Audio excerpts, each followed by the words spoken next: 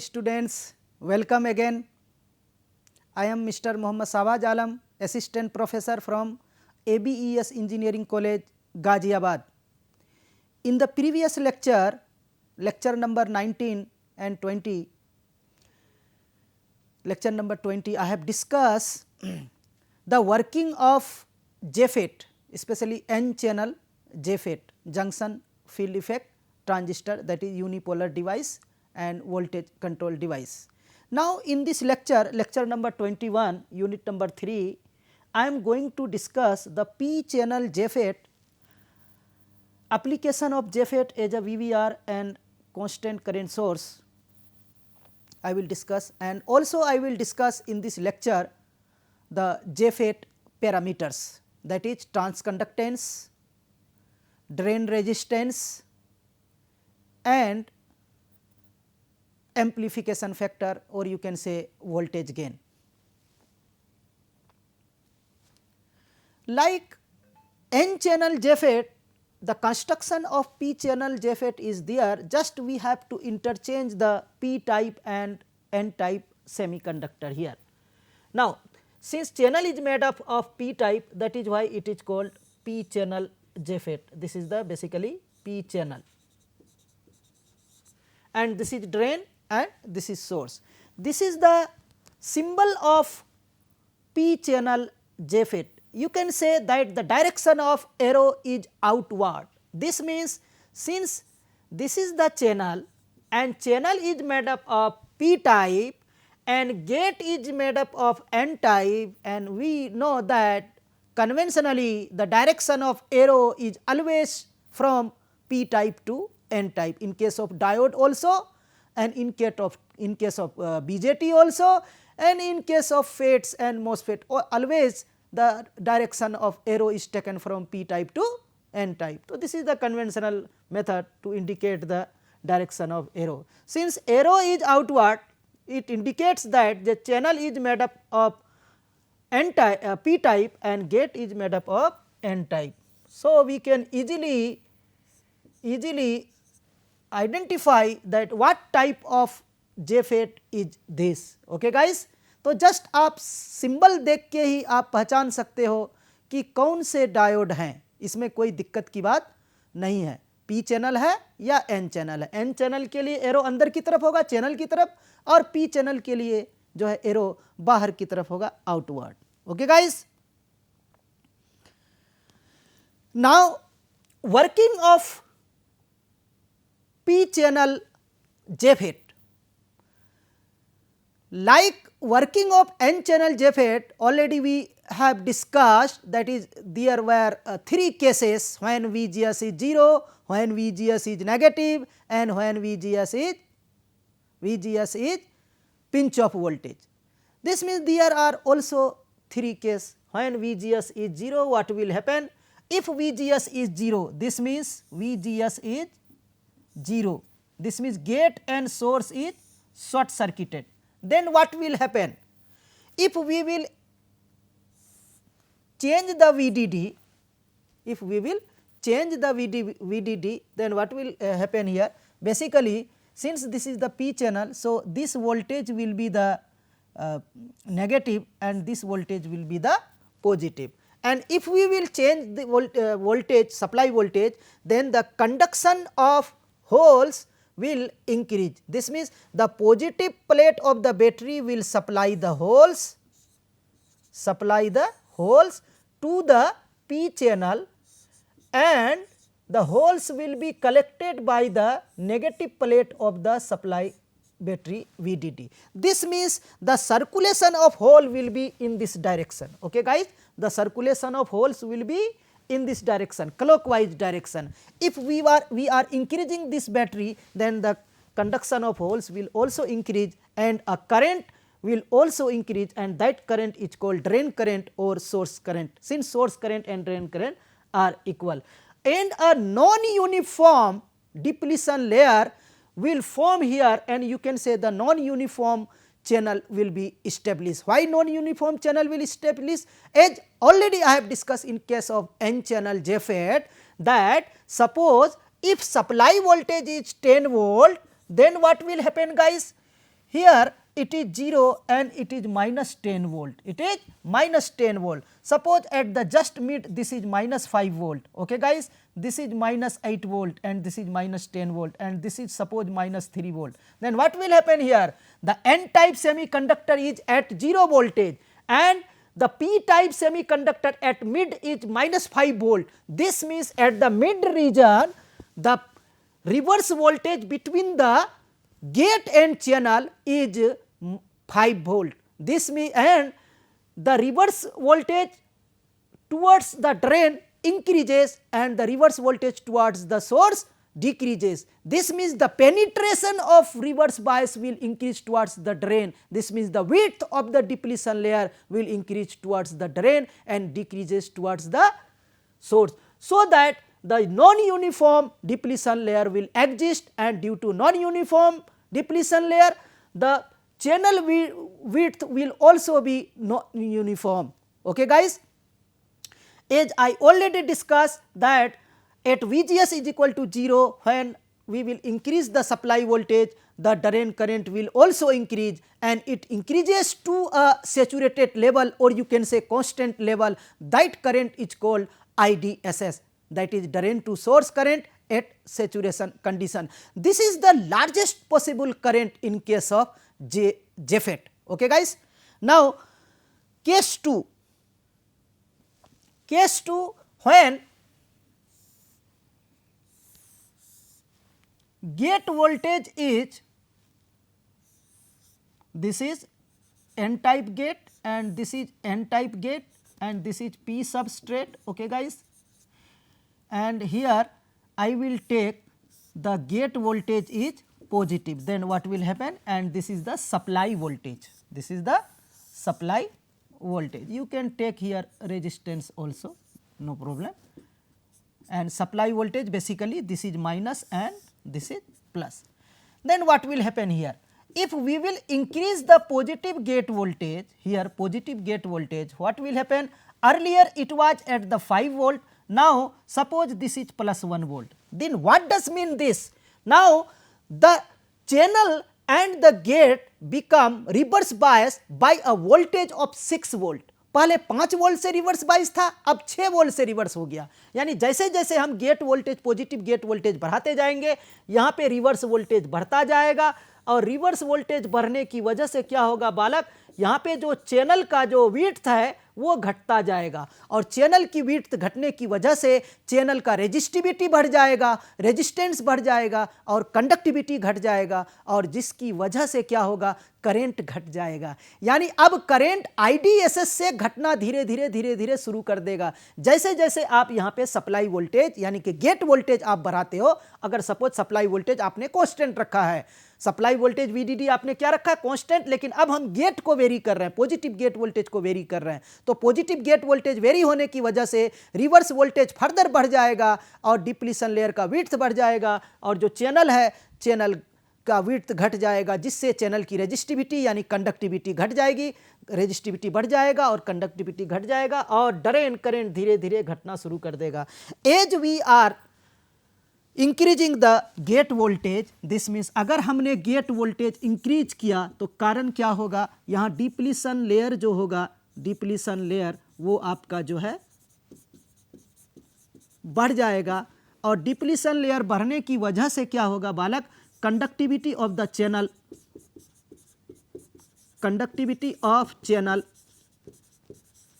आपका डिक्रीज हो जाएगा और कंडक्टिविटी ऑफ चैनल डिक्रीज होने की वजह से आपका ड्रेन करंट डिक्रीज हो जाएगा। उसके बाद क्या होगा बालक, एक कंडीशन ऐसा आएगा कि जब आप गेट वोल्टेज बढ़ाते हुए आप एक पॉइंट पे पहुंचते हो, जब करंट घटते घटते जीरो हो जाता है तो उस गेट वोल्टेज को हम पिंच ऑफ वोल्टेज यानी VGS ऑफ कहते हैं। ये वही पिंच ऑफ वोल्टेज है जिस उतना ही मैग्नीट्यूड होगा जितने वोल्टेज पे यानी VSD वोल्टेज पे, आपका VSD वोल्टेज सपोज हमने बढ़ाया था तो करंट यहाँ पे कांस्टेंट किया, सपोज ये वैल्यू आपका जो है इसको भी हम पिंच ऑफ वोल्टेज कहते हैं, लेकिन ये जो पिंच ऑफ वोल्टेज है ये VSD का है, सपोज ये 4 वोल्ट है और अगर इतने ही 4 वोल्ट अगर आप यहाँ पे गेट वोल्टेज पे दे दोगे तो आपका करंट घटते घटते 0 हो जाएगा और दोनों का मैग्नीट्यूड बराबर होगा, लेकिन वैल्यू क्या होगी, एक दूसरे के पोलैरिटी वाइज उल्टा होगा। यहाँ VDS नेगेटिव होगा और इसलिए हमने VSD बोला है, और यहाँ पे VGS क्या होगा बालक, पॉजिटिव होगा। तो इसको पिंच ऑफ वोल्टेज भी कहा जाता है, यानी पिंच ऑफ वोल्टेज गेट की वो वैल्यू है जिस पे ड्रेन करंट 0 हो जाता है, और pinch of voltage drain source की वो वैल्यू है जिस पे करंट सेचुरेट हो जाता है, जिस पे करंट मैक्सिमम हो जाता है, यानी IDSS हो जाता है। यानी एक पिंच ऑफ वैल्यू पे करंट की वैल्यू IDSS हो जाता है और वो पिंच ऑफ वोल्टेज VDS की होती है, और एक पिंच ऑफ वोल्टेज होती है गेट टू सोर्स वोल्टेज की जिस पे करंट 0 हो जाता है। ठीक है बालक, तो नॉर्मली क्या हुआ, इसका 3 केस हुआ। व्हेन VGS इज 0, VGS 0 होगा, सप्लाई वोल्टेज दोगे तो करंट मैक्सिमम फ्लो होगा, उस समय करंट की वैल्यू IDSS होगा। जब VGS की वैल्यू आप पॉजिटिव दोगे पी चैनल में तो करंट घटता जाएगा घटता जाएगा घटता जाएगा, और जब VGS की वैल्यू पिंच ऑफ वोल्टेज के बराबर दे दोगे तो करंट घटते हुए 0 हो जाएगा। यानी इस टाइम में हम कह सकते हैं कि डिवाइस ऑफ हो चुका है। और इस तरह से आपका जो है जो ड्रेन करंट है और गेट वोल्टेज है, इसके बीच का जो रिलेशन होता है, that relation is given by the William Shockley's equation. Shockley equation से हम देते हैं, और सोकले इक्वेशन क्या होता है वो हम आगे आपको यहीं पे हम आपको डिस्कस कर देते हैं। तो सोकले इक्वेशन ऑलरेडी हम डिस्कस कर चुके थे, क्या है, ID is equal to IDSS 1 minus VGS upon VP whole square. ठीक है बालक, और यहाँ पे ध्यान देने की जरूरत है, चूंकि ये पी चैनल है तो गेट वोल्टेज की वैल्यू क्या होगा बालक, पॉजिटिव होगा, और पिंच ऑफ वोल्टेज की भी वैल्यू बालक क्या होगा, पॉजिटिव ही होगा, इसलिए ये माइनस साइन कभी भी चेंज नहीं होगा। और इससे क्या पता चलता है कि drain current is the function of gate voltage, drain current is the function of gate voltage, input gate voltage. इसीलिए इस डिवाइस को हम लोग क्या कहते हैं कि वोल्टेज कंट्रोल्ड डिवाइस कहते हैं। क्या कहते हैं बालक, वोल्टेज कंट्रोल्ड डिवाइस।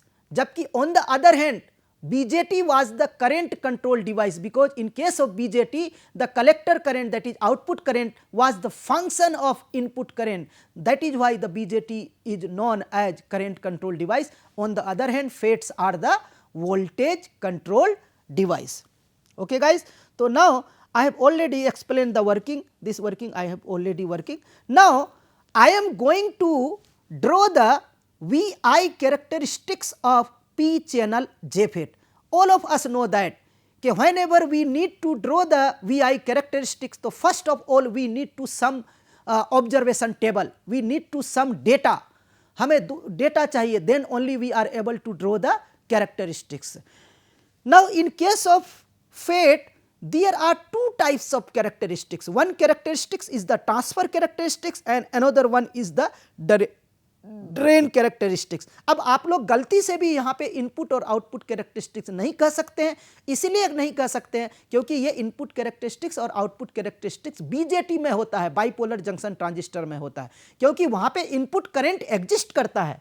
लेकिन यहाँ पे चूंकि गेट रिवर्स बाइस होता है और गेट रिवर्स बाइस होने की वजह से हमने गेट में कोई करंट नहीं माना है। आप यहाँ पे भी देख सकते हैं, यहाँ पे हमने गेट करंट कोई करंट नहीं माना, यहाँ पे गेट करंट की वैल्यू 0 होता है। तो जब गेट करंट यानी इनपुट करंट है ही नहीं तो इसमें कोई इनपुट कैरेक्टरिस्टिक्स नहीं हो सकता है। हाँ, इनपुट कैरेक्टरिस्टिक्स के जगह पे हम इसको एक अलग तरह का कैरेक्टरिस्टिक ड्रॉ करते हैं, and that characteristics is drawn in between the output current versus input voltage. That is why this characteristics और this curve is called transfer curve और transfer characteristics. All of us know that, आप लोग पढ़े होंगे network में या कई subject में आप लोग पढ़ेंगे, अगर नहीं पढ़े हैं तो, कि जब भी whenever we write a relation, we write a function between output and input parameter, that function or that equation is known as transfer function और transfer equation। उसी तरह से जब भी कोई कर्व या कोई कैरेक्टरिस्टिक्स आउटपुट पैरामीटर और इनपुट पैरामीटर के बीच में ड्रॉ करते हैं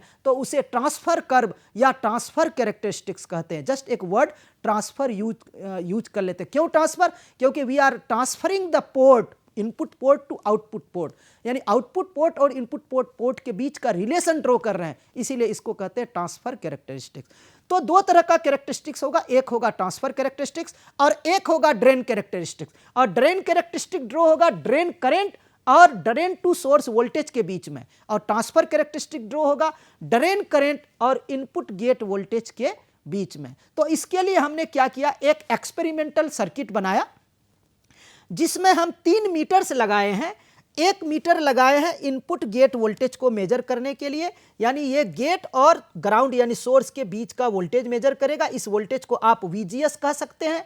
उसके बाद 1 मीटर हमने कनेक्ट किया है सीरीज में मिली एम्पियर मीटर, इससे आप ड्रेन करंट मेजर कर सकते हो कि कितनी ड्रेन करंट फ्लो हो रही है। उसके बाद एक ड्रेन और सोर्स के बीच में एक वोल्ट मीटर लगाए हैं जो कि आपको VDS की वैल्यू नेगेटिव में बताएगा या VSD की वैल्यू पॉजिटिव में बताएगा। यहाँ आप पोलैरिटी का आपको खास ध्यान देना है, क्योंकि यहाँ पे ड्रेन में नेगेटिव सप्लाई दिया गया और सोर्स में पॉजिटिव सप्लाई दिया गया, और सोर्स चूंकि ये पे ग्राउंडेड रहता है। ठीक है बालक, तो आपको क्या करना है कि जब आपको क्या करना है कि एक बार आप क्या करेंगे कि यहाँ पे VDS की वैल्यू चेंज करेंगे, और VDS की वैल्यू चेंज करने के बाद आपको अलग अलग मीटर से रीडिंग लेना होगा। छोटे छोटे अंतराल में हमने यहाँ की रीडिंग ले लिया। एक बार हमने VGS की वैल्यू 0 कर दिया सबसे पहले। तो VGS की वैल्यू जब 0 करेंगे तो जब आप यहाँ से सप्लाई वोल्टेज चेंज करोगे और छोटे छोटे अंतराल में आप VDS और ID की वैल्यू मेजर करोगे तो आपको एक टेबल मिलेगा, और मैक्सिमम जो करंट अटेन होगा उस करंट को हम लोग IDSS कहेंगे। ये तो ठीक है, एक कर्व मिलेगा आपको कब, VGS इज इक्वल टू 0 पे। ठीक है बालक, और अनावश्यक अगर आप VDD सप्लाई वोल्टेज की वैल्यू बढ़ाते जाओगे जिससे VDS की वैल्यू बढ़ता जाएगा, तो आप सबको पता है वहां पे डिप्लीशन लेयर बनता है कहां पे, चैनल और गेट के बीच में। तो एक टाइम में ऐसा होगा कि वो आपका जो डिप्लीशन लेयर है वह कोलैप्स हो जाएगा और अचानक चैनल से करंट की वैल्यू फ्लो होना शुरू हो जाएगी, और करंट सैचुरेशन के बजाय सडनली करंट इंक्रीज होना शुरू करेगा। उसके बाद हम क्या करेंगे, फिर हम क्या करेंगे, यहाँ पे गेट वोल्टेज की वैल्यू -1 वोल्ट ले लेंगे, फिर हम ये रिपीट करेंगे, तो इससे हमें 2 कर्व मिल जाएगा। तो इससे हम ड्रेन कैरेक्टरिस्टिक्स ड्रॉ कर सकते हैं। अब आपको अगर ट्रांसफर कैरेक्टरिस्टिक्स ड्रॉ करना है तो बालक आपको क्या करना है कि आप यहाँ पे VDD कांस्टेंट कर दो। सपोज 10 वोल्ट दे दिया हमने, कांस्टेंट कर दिया VDD कांस्टेंट कर दिया, और VDS की वैल्यू क्या है बालक, 10 वोल्ट आपने फिक्स कर देना है, और इस बैटरी की वैल्यू को चेंज नहीं करना है। अब हम क्या करेंगे, यहां से धीरे धीरे वैल्यू हम चेंज करेंगे, है ना, इससे चेंज करेंगे, और हर एक छोटे छोटे अंतराल में इन दोनों मीटर्स की यानी ID वाले मिली एम्पियर मीटर की करंट और VGS की वैल्यू नोट करना है। तो हमें एक टेबल बनाना है जिसमें हम क्या करेंगे, इस तरह से यहाँ पे VGS की वैल्यू लिखेंगे बालक वोल्ट में, और यहाँ पे क्या लिखेंगे, ID की वैल्यू लिखेंगे मिली एम्पियर में। तो इस तरह से हमें जो रीडिंग्स आएंगे इससे हम क्या ड्रॉ कर पाएंगे, ट्रांसफर कैरेक्टरिस्टिक्स ड्रॉ कर पाएंगे।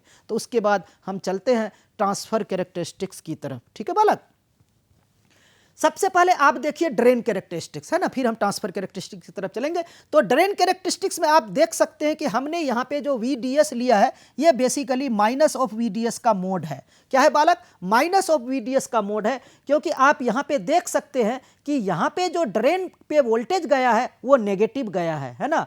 तो या तो हम VDS को negative x axis third quadrant में दिखाएं, लेकिन हम अगर इस पे दिखा रहे हैं, फर्स्ट क्वाड्रेंट पे दिखा रहे हैं, तो यहाँ पे हमें -VDS का मोड लिखना चाहिए, या कुछ लोग सिंपल इसको VSD भी बोल देते हैं। क्या बोलते हैं बालक, VSD। अब आप यहाँ देख लीजिए कि VGS की वैल्यू हमने 0 लिया है, तो VGS की 0 ले, और स्टार्टिंग में जब हम VSD की वैल्यू हम बढ़ाएंगे तो धीरे धीरे करंट बढ़ेगा, और करंट यहाँ पे आकर के क्या हो गया बालक, सेचुरेट हो गया। यहाँ पे आके सेचुरेट हो गया, तो इस करंट को हम क्या कहेंगे बालक, IDSS। This is equal to VGS is equal to 0। और फर्दर अगर आप VSD बढ़ाओगे तो अचानक डिप्लीशन लेयर कोलैप्स कर जाएगा और करंट सडनली इंक्रीज हो जाएगा। सपोज ये करंट अभी आप अगर ग्राफ से देखें तो ये लगभग 5.8 मिली एम्पियर के आसपास करंट है, 5.8 मिली एम्पियर के आसपास करंट है। अब हम क्या करेंगे, VGS की वैल्यू बढ़ा दिया, यानी 1 वोल्ट कर दिया। तो जैसे ही VGS की वैल्यू 1 वोल्ट करेंगे, उसके बाद हम अगर VSD बढ़ाएंगे तो धीरे धीरे स्टार्टिंग में करंट बढ़ेगा और यहाँ पे आके करंट सेचुरेट हो जाएगा। अब जो करंट की वैल्यू हो गई, अब बालक आप देख सकते हो, अब ये घट करके 3.9 मिली एम्पियर के आसपास हो गया। इसका मतलब है कि हम लोग जैसे जैसे पॉजिटिव गेट वोल्टेज बढ़ाते जाएंगे तो मैक्सिमम ड्रेन करंट घटता जाएगा, और एक टाइम में ऐसा आएगा कि करंट जब VGS की वैल्यू हम पिंच ऑफ वोल्टेज के बराबर कर देंगे तो हमारा करंट घटते हुए 0 हो जाएगा। तो इस तरह से ये इसको कहते हैं drain characteristics. As you saw in the drain characteristic that there are various types of region, ये जो आप डार्कन रीजन देख रहे हैं इसको ब्रेक डाउन रीजन कहते हैं। उसके बाद यहाँ से लेकर के यहाँ तक जो करंट आपका सेचुरेट है इसको सेचुरेशन रीजन कहा जाता है। इसको क्या कहा जाता है बालक? Saturation region. उसके बाद अगर आप ये सब जहाँ जहाँ पे करंट सेचुरेट हुआ है अगर इसको कनेक्ट करोगे तो आपको एक कर्व मिलेगा, और इस कर्व के लेफ्ट साइड के रीजन को हम लोग ओमिक रीजन बोलते हैं। कौन सा रीजन बोलते हैं बालक? ओमिक रीजन बोलते हैं, ओमिक रीजन। और यहाँ पे चूंकि करंट डिवाइस ऑफ हो जाता है इसलिए इसको आप कट ऑफ रीजन के नाम से जान सकते हैं। तो जेफेट में टोटल 4 रीजन होता है, ohmic, saturation, breakdown and cut off region. On the other hand in case of BJT there were 3 regions, cut off, active and saturation. और फेट में 4 रीजन होता है, ब्रेकडाउन, उसके बाद आपका क्या होता है सेचुरेशन, ओमिक और कट ऑफ रीजन। मैं आपको यहीं पे बता दे रहा हूं, मैं अलग से आपको इसका जो एप्लीकेशन होता है वीवीआर और क्या बोलते हैं कांस्टेंट करंट सोर्स, मैं आपको यहीं पे बता देता हूं। अब अगर देखो बालक, अगर आपने गेट वोल्टेज की वैल्यू 0 कर दिया और आप लोग मान लो कि ड्रेन सप्लाई वोल्टेज 10 वोल्ट कर दिया, तो इस समय पे जो आपको मैक्सिमम करंट मिलेगा वो करंट मिलेगा आईडीएसएस, यानी। और आईडीएसएस और सेचुरेशन रीजन में देखो तो आपको ये कांस्टेंट करंट मिलेगा। क्या मिलेगा बालक? Constant current. तो इसीलिए सेचुरेशन रीजन में, यानी जितने ड्यूरेशन के लिए करंट कांस्टेंट रहता है उसको सेचुरेशन रीजन कहते हैं। तो सेचुरेशन रीजन में जेफेट का यूज आप एक कांस्टेंट करंट सोर्स की तरह कर सकते हो, कांस्टेंट करंट सोर्स। और ध्यान दीजिए सोर्स कई तरह का, करंट सोर्स 2 तरह का होता है, voltage dependent current source and current dependent current source. तो ये वाला जो करंट सोर्स होगा वो वोल्टेज डिपेंडेंट करंट सोर्स होगा, क्योंकि आईडीएसएस की वैल्यू किस पे डिपेंड करेगी? वो वीजीएस पे डिपेंड करेगी। इसीलिए हम लोग कहते हैं ये current dependent, voltage dependent current source. तो कांस्टेंट करंट सोर्स की तरह। कोई भी पूछे कि कैसे यूज करोगे, कैसे यूज करोगे, तो हम लोग जो है सेचुरेशन रीजन में कांस्टेंट करंट सोर्स की तरह यूज करते हैं। उस तरह से आप देख सकते हो कि इसका एक और यूज है, उसको कहते हैं वोल्टेज डिपेंडेंट रेजिस्टेंस या वोल्टेज वेरिएबल रेजिस्टेंस। आप सबको पता है कि गेट वोल्टेज अगर हम चेंज करते हैं तो चैनल का विड्थ चेंज होता है, यानी चैनल का रेजिस्टेंस चेंज होता है। इसका मतलब we can vary the channel resistance with the help of varying of gate voltage. इसीलिए इस बिहेवियर को या इस एप्लीकेशन को हम लोग यूज कर सकते हैं वोल्टेज वेरिएबल रेजिस्टेंस की तरफ। तो 2 एप्लीकेशन हमने आपको बता दिया। तीसरा एप्लीकेशन आप इसको स्विच की तरह यूज कर सकते हैं, है ना। अगर आप गेट में 0 वोल्टेज दोगे तो मैक्सिमम करंट फ्लो होगा, और आप अगर गेट में पिंच ऑफ वोल्टेज दोगे तो 0 करंट फ्लो होगा। यानी आप इसको 2 तरीके से यूज कर सकते हो, ऑफ कंडीशन में भी कर सकते हो और मैक्सिमम करंट में भी कर सकते हो, इसलिए इसको कहते हैं switching behaviour. Now transfer characteristic. तो this is the transfer characteristics. आप सबको पता है पी चैनल है, गेट वोल्टेज हम पॉजिटिव लेंगे, इधर ड्रेन करंट लेंगे, तो ये आपको कहेंगे ट्रांसफर कैरेक्टरिस्टिक्स। और ये कैरेक्टरिस्टिक बेसिकली किसका होता है? ये सोकले इक्वेशन का होता है। सोकले इक्वेशन अगर आप ड्रॉ करोगे, सपोज वीजीएस की वैल्यू अगर आपने 0 ले लिया तो वीजीएस की वैल्यू 0 ले लोगे तो करंट की वैल्यू आपको मिलेगा आईडीएसएस, और वीजीएस की वैल्यू पिंच ऑफ वोल्टेज लोगे तो करंट की वैल्यू हो जाएगा 0। तो इस तरह से आपको ये कर्व मिलेगा। तो इसको कहते हैं ट्रांसफर कैरेक्टरिस्टिक्स। ठीक है बालक, ये एक क्वेश्चन है, आप लोग इस क्वेश्चन को जरूर आप लोग अटेम्प्ट लेना, क्योंकि यहाँ कह रहा है कि sketch the transfer curve defined by IDSS is equal to 12 milli ampere, VP is equal to -6 volt. ठीक है ना। तो ये एक्चुअली -6 वोल्ट वीपी दिया, इसका मतलब ये एन चैनल जेफेट है, तो इसको एन चैनल के हिसाब से आप लोग इसका जो है कर्व ड्रॉ कर सकते हो। अलग अलग वैल्यू पे आप लोग इसकी वैल्यू निकालो और आप इससे अपना कैरेक्टरिस्टिक्स ड्रॉ कर सकते हैं। ठीक है बालक, तो ये आपका देख सकते हैं नेगेटिव कर्व है, तो इसका मतलब ये एन चैनल का कर्व ड्रॉ हुआ, ये पी चैनल का नहीं है। कैसे पहचाना हमने? क्योंकि आप देख सकते हो यहाँ पे क्या है, वीपी की वैल्यू -6 वोल्ट दिया हुआ पिंच ऑफ वोल्टेज, और माइनस वोल्टेज किसका होता है? एन चैनल का होता है, और पी चैनल का क्या होता है? पिंच ऑफ वोल्टेज पॉजिटिव होता है। तो इस तरह से आपको समझना, ये क्वेश्चन आप इजीली कर सकते हैं, सोकले इक्वेशन का यूज करना। ठीक है बालक, उसके बाद अब हम चलते हैं, ये भी एक क्वेश्चन है, you can attempt here. IDSS is equal to 4 milli ampere और VP is equal to 3 milli ampere. बिल्कुल, ये आपका जो है पी चैनल जेफेट है, तो आप लोग सोकले इक्वेशन का यूज करके आप लोग इसको निकाल सकते हो अलग अलग वैल्यू पे। आईडीएसएस 1 माइनस वीजीएस अपॉन वीपी का होल स्क्वायर, इसका यूज़ करना, अलग अलग गेट वोल्टेज पे वैल्यू निकाल लो एग्जाम्पल में, और उसको बाद में कर्व को ड्रॉ कर दो, तो you will get the transfer curve. उसके बाद स्पेसिफिकेशन ऑफ जेफेट है, ये अलग अलग जेफेट का स्पेसिफिकेशंस है। आप देख सकते हैं यहाँ पे कि drain source voltage maximum 25 volt होता है, ड्रेन गेट वोल्टेज 25 वोल्ट होता है। ये सब these are the parameters. Forward gate current आपका 10 milli ampere. This is the specification of JFET. Now JFET parameters, basically there are three JFET parameters. One is the transconductance, and second one is the drain resistance, and third one is the amplification factor. So transconductance is defined mathematically, it is defined as the ratio of change in drain voltage to the change in gate current. The gate voltage, that is transconductance is equal to dID upon dVGS, but at constant VDS. तो इस तरह से इसको transconductance कहते हैं। इसका unit जो होता है मोह होता है या पर ओम होता है। तो आप इसको डिराइव भी कर सकते हो। कहाँ से डिराइव कर सकते हो? सोकले इक्वेशन से। तो सोकले इक्वेशन को अगर आप डिफरेंशिएट कर दोगे VGS के रेस्पेक्ट में, तो आपको इससे वैल्यू मिल जाएगा, और ये वैल्यू आपको ये मिल जाएगा dID this equal to this. तो इससे आपको इक्वेशन, फाइनल इक्वेशन आप ड्राइव कर सकते हैं यहाँ पे। तो फाइनल इक्वेशन जो आपको मिलेगा, GM की वैल्यू मिलेगा -2 IDSS upon VP into 1 - VGS upon VP। अगर आप चाहोगे तो इसको ऐसे भी कर सकते हो, -2 IDSS अपॉन VP और 1 - VGS अपॉन VP की वैल्यू सोकले इक्वेशन से आप देखो, ये देखो सोकले इक्वेशन से, तो क्या होगा 1 - VGS upon VP √ID upon IDSS हो जाएगा। ठीक है बालक, तो यहाँ पे आप करोगे √ID अपॉन IDSS, तो यहाँ पे क्या हो गया -2 upon VP √ID dot IDSS। तो ये आपका एक और इक्वेशन आ गया, किसका? ट्रांसकंडक्टेंस का। ठीक है बालक, अगर आपको ड्रेन करंट मालूम है, IDSS मालूम है, पिंच ऑफ वोल्टेज मालूम है, गेट वोल्टेज मालूम नहीं भी है, तो आप यहाँ से जो है आप ट्रांसकंडक्टेंस की वैल्यू निकाल सकते हो। उसी तरह से एक और पैरामीटर होता है ड्रेन रेजिस्टेंस, RD। तो RD is defined as the dVDS upon dID। ठीक है, यानी change in drain to source voltage upon change in drain current. तो ये आप इजीली कहाँ से निकाल सकते हो? ड्रेन कैरेक्टरिस्टिक्स के कोई भी कर्व से आप कोई पॉइंट ले लो, वहाँ से आप निकाल सकते हैं।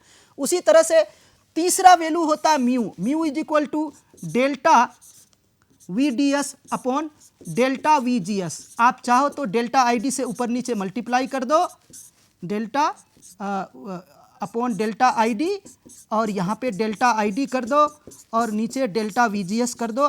तो इस वैल्यू को क्या बोलोगे? इस वैल्यू को बोलेंगे RD, और इस वैल्यू को क्या बोलोगे? GM, और इसको म्यू कहते हैं। तो mu is equal to RD into GM, इसको कहते हैं एम्प्लीफिकेशन फैक्टर। ठीक है बच्चे, तो this is all about the discussion of P type JFET. In the next lecture, I will discuss the MOSFET. Okay guys, thank you. See you again.